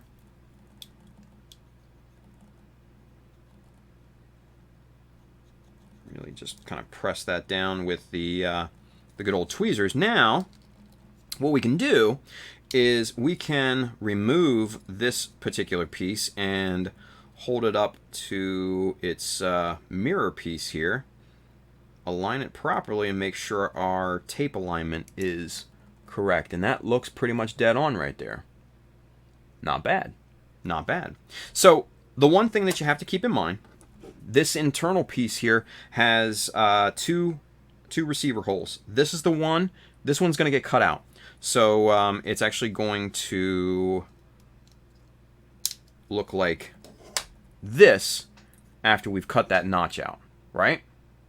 So this receiver hole is getting chopped out. Now, that means there's a peg on here that we got to take off. So, to me, a 1, 2, 3s, flat to the surface, clip that bad boy off, trim any excess with your hobby knife of choice. So now that's perfectly dead-ass flat. So we're going to put that off to the side, right? And now that we've got our tape applied, this is our template, our cutting template, right? Now, you could use a like a photo etch saw. You could try and cut this in many passes with a hobby knife or something like that. I don't like any of that.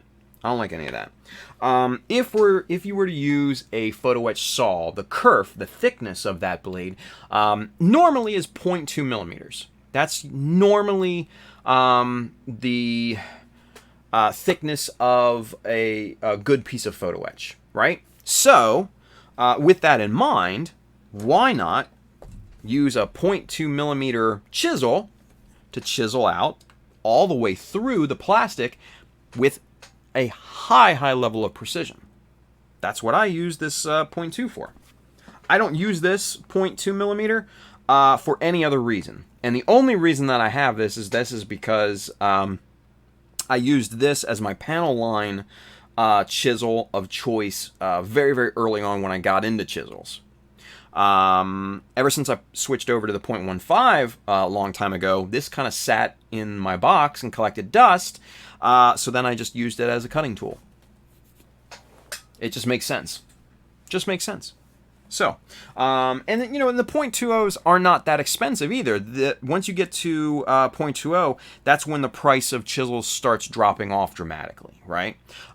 So this is a good high precision cutting tool. So I highly recommend it. Craig Flynnberger, he's over there on YouTube. He says, "Gotta fly, Tim. We'll catch up on this later, Army." Have a good night, Craig. Have a good night, Craig. Oh, no.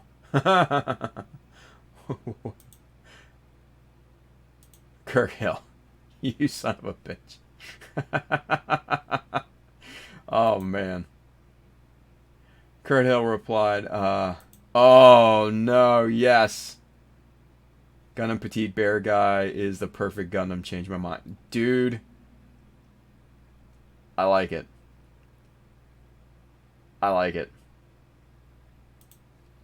Yeah.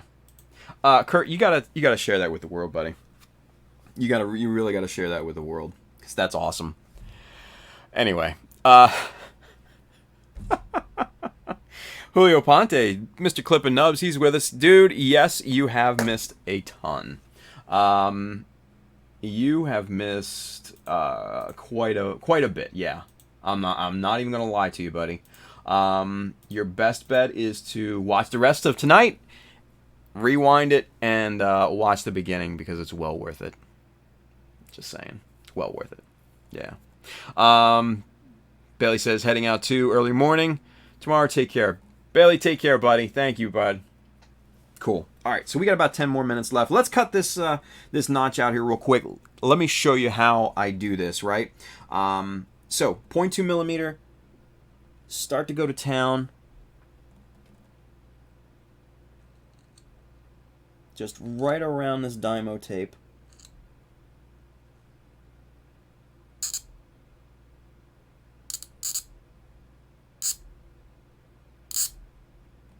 Cleanliness of your line doesn't really matter in this case because you're going to scribe right through the plastic.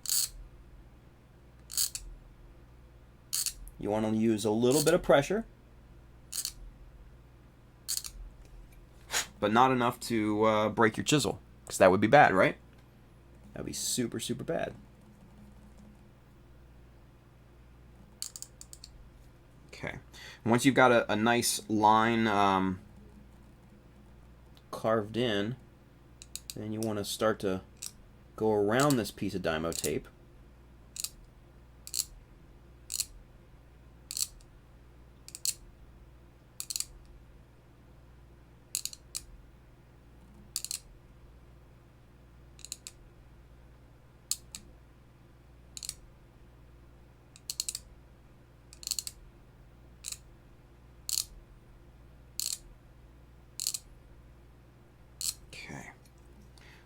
Pretty good. This bottom section is probably going to be the hardest to scribe out, mainly because it's just, you know, it's a much thinner surface. The tape is folded at that corner, and it really does not want to stay down. It's going to fight tooth and nail to let up on that surface, but just keep pressing it down, and it'll eventually stay in place.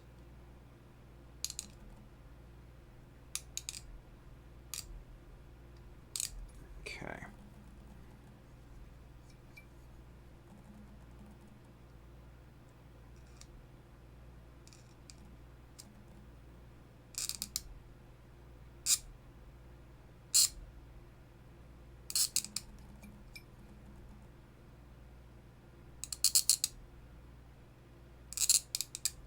Now, like I said, you could use a photo etch saw, like a Hasegawa Tri-Tool photo etch saw or something like that. And if you want to take your time and really kind of work at that, that'll give you a nice clean cut too. But I find that scribing out your details like this with high precision just works so damned well.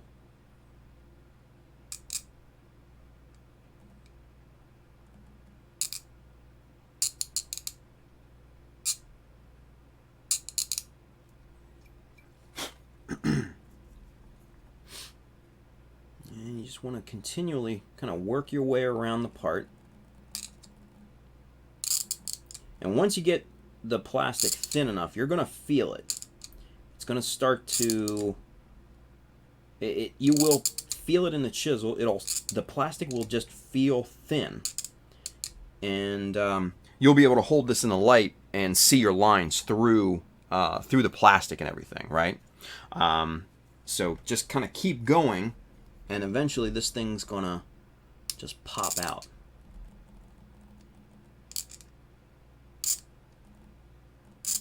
Am I even on camera?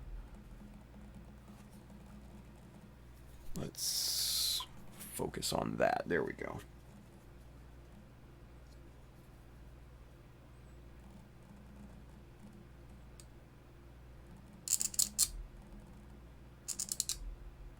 And you'll actually hear a difference in the plastic makes.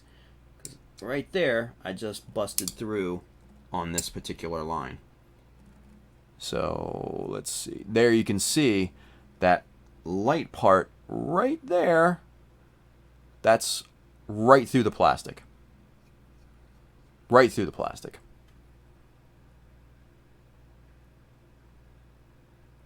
George says, Tim, have you ever used the MadWorks engraving guide with curved chisel?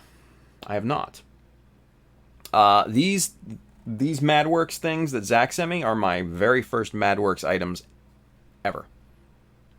Ever. Yeah. Julie says, I second George's question, right?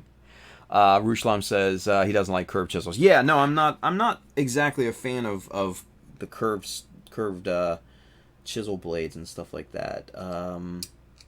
It's just, you know, user preference. Alright, so now we're going to spin this thing around, and we're going to work on the bottom here. And quite frankly, we can take this tape off because we're already well through this plastic enough to that to the point where we don't even need that tape right now.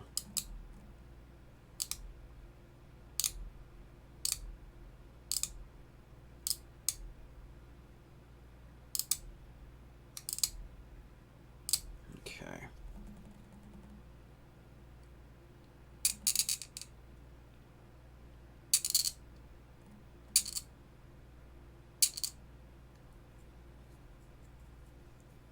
Debris out of there because you don't want to jump ramp this thing and jump out of the line, especially when you're applying pressure like I am to this this thing.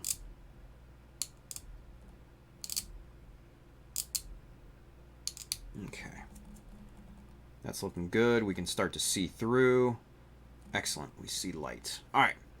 So let's go back, tackle this top part a little bit.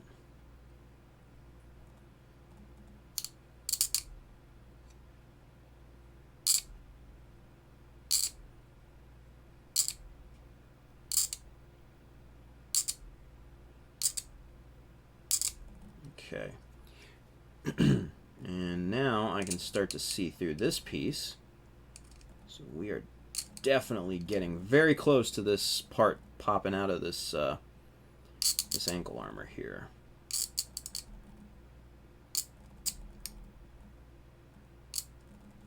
And there we go. We just busted through that other side. Good, good, good. All right, so now we got to get the top here. It's kind of the top and bottom are kind of our last parts to break free.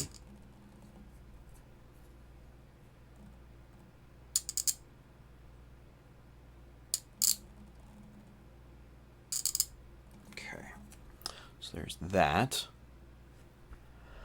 Excuse me. George says curved chisel with engraving guide works differently than straight chisels. Got to see it to get why I'm asking. Yeah, I'm not 100% sure. Sorry, George.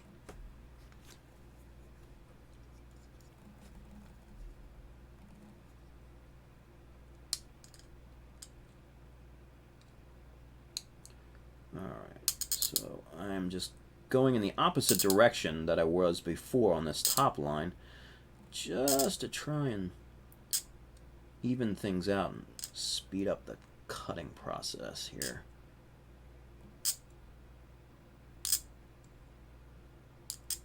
There we go. Get that debris out of there. We're starting to bust through the top line here.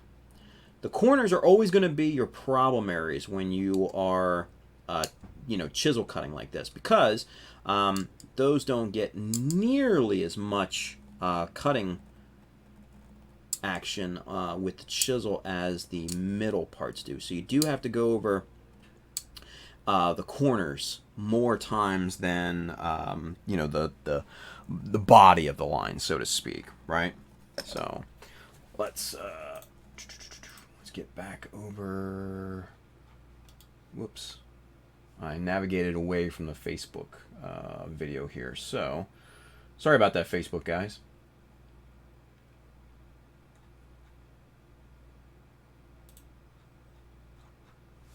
It'll catch up. Okay, cool. All right, let's get this. We're basically through. Sorry about that, Facebook guys. Now we got echo, so I gotta mute it. There we go. And there we are. Perfect. Sweet. Okay. So we're through on pretty much all sides. We just got to knock out these corners here.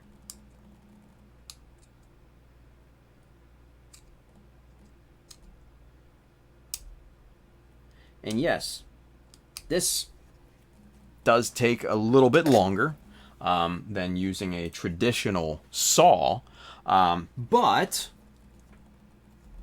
like I said, you're going to have a much, much higher degree of precision with something like this than using a a photo etch saw or something like that.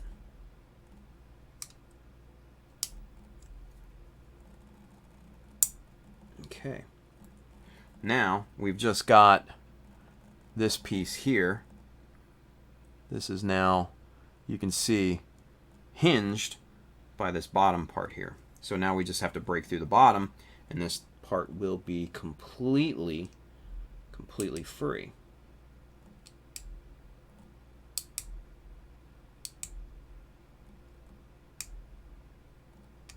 Okay. That side is free. This side is almost there. And there it is. Okay, cool. So now we just need to make a few more passes at the bottom here, and then we can just snap it out.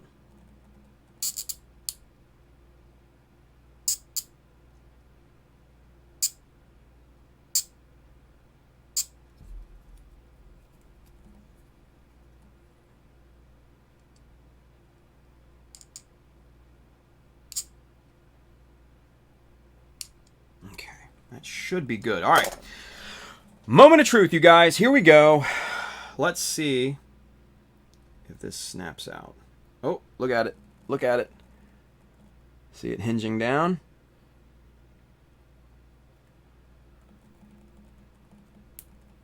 And there she is. High precision cutting with a chisel. Looks nice.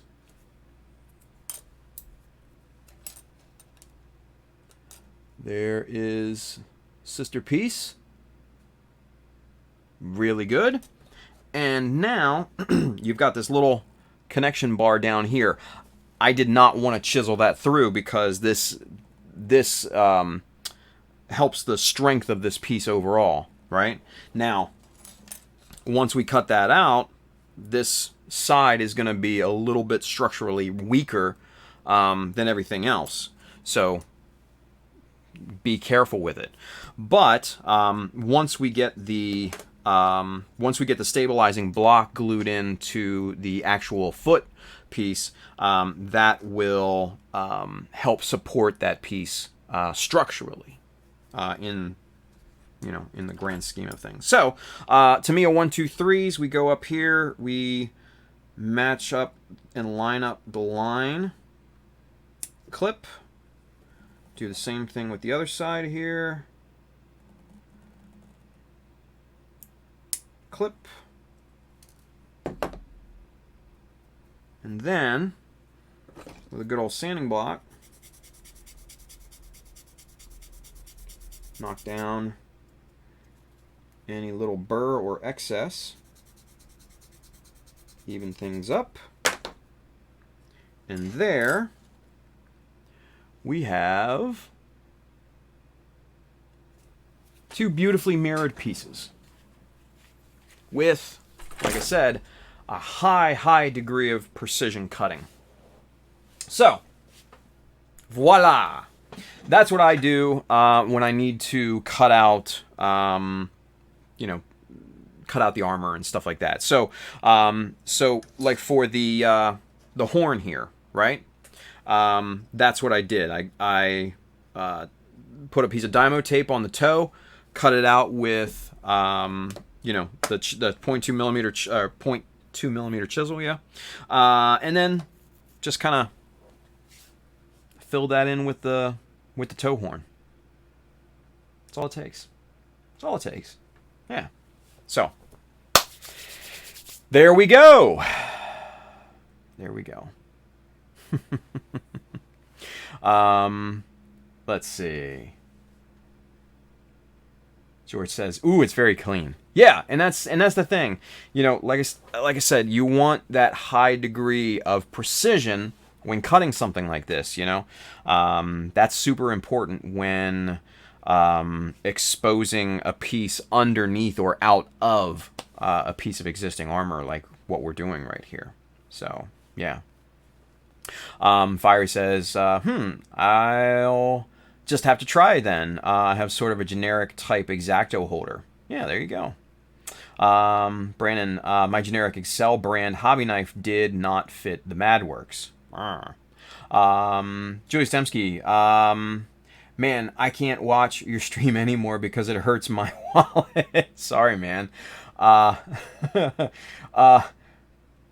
just spent some more money buying tools. My wife is going to divorce me if she finds out. Dude, just blame it on me. Sorry, just seriously, tell your wife to call me. She can blame it on me. Don't worry about it. I'll take the heat for you. I will. Absolutely, 100%, man. Ruslam has a good point. He says, one tool per paycheck is fine. Right? That's funny. Brandon 5269 says, yeah, the base of the Madworks is a tad too big to go in all the way. I could get it locked in, but with most of the shank exposed and was loose and wobbly. Oof, not a good call. Julius, just send everyone $5 or will we tell her? Man, George, don't tell it. Don't say that. Man, we got to support each other. This is Mecha Army. We got to support. We've got to help Julius in his time of need.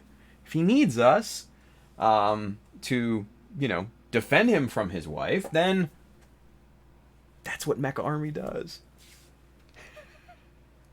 Oh, man. Too much. Too much, man. But it's good stuff, though. It's good stuff. Brandon says, Olfa solved that problem. My Lowe's had them on sale for $4 a few weeks back. Man, that's nice. I'd stock up on those then, yeah. Brandon says, my wife already yelled at me. Yelled at Tim a few streams ago. Yeah, well. That's what they do, right? The wives love me. What can I say?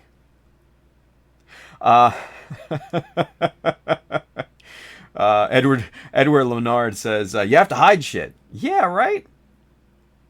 Julio Ponte, $5 is good support. Yeah. Oh, man. Brandon says, I'm too tired. I can't even type. Dude, I know. Trust me. I know the feeling. So, you guys. There you go, George. He says, fair enough. Julius, post your address and we'll send you $5. There you go. It's a support Julius fund. Support Julius's tool needs fund, right? Oh, man. Oh, Edwin's got a good call, Julius. Edwin's got a good call. He says, I have a way to help Julius. Send the package to a friend and meet at your home. Said it was a gift from the friend. There you go.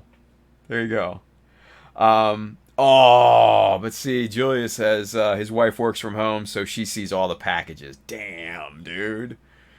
Sarge, you can't win it, man. You're just up against it, man. You're just up against it. I don't know what to tell you.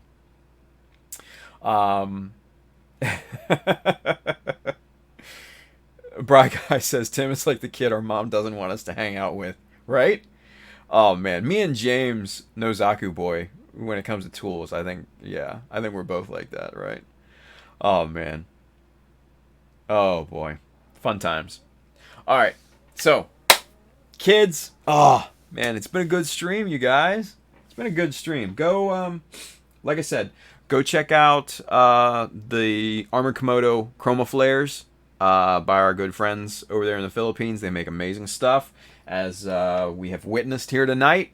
You can pick that stuff up at USA Gundam Store. Adam and the crew will definitely hook you up, or our friend Jeremy Chassan at the Gundam shop, or the Gundam Project shop, on Facebook. He's got them too, so go pick those up. They're good stuff.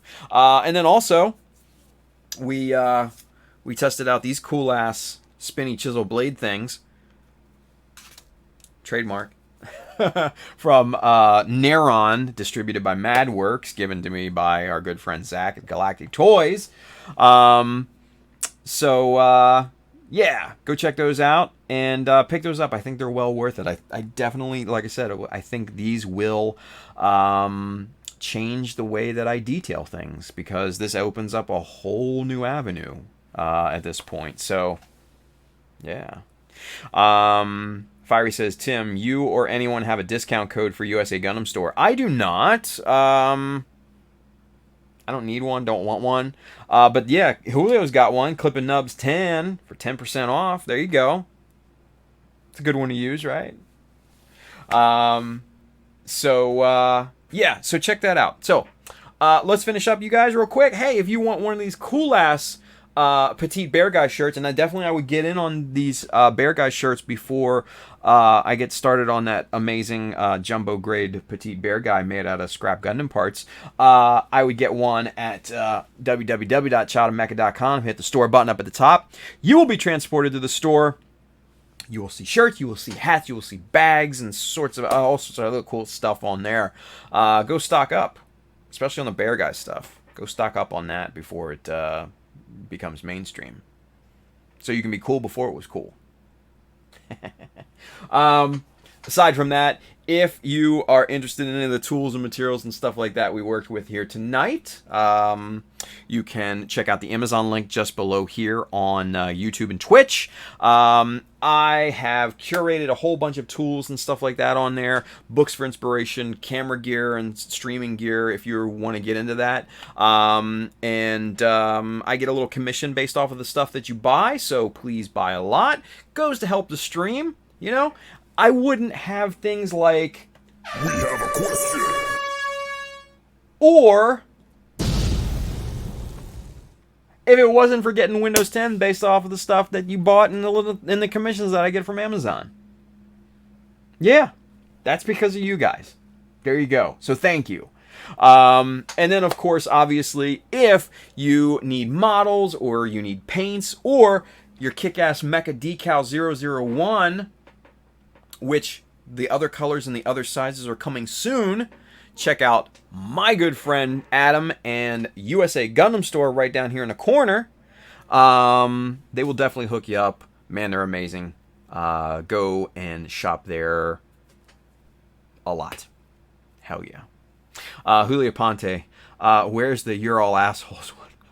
Right? Oh, man. That was fun last night. We watched Armita's stream, and I was clipping a bunch of little snippets from our Twitch stream last night. So go check that out. It's good times. It's funny. So text Marquise if you're interested. Go follow her on Instagram and stuff like that. Text Please, I think, is her Twitter or Twitch handle. Yeah. So go check out the clips. I clipped like 5 or 6, maybe 7 of them last night. Stupid funny.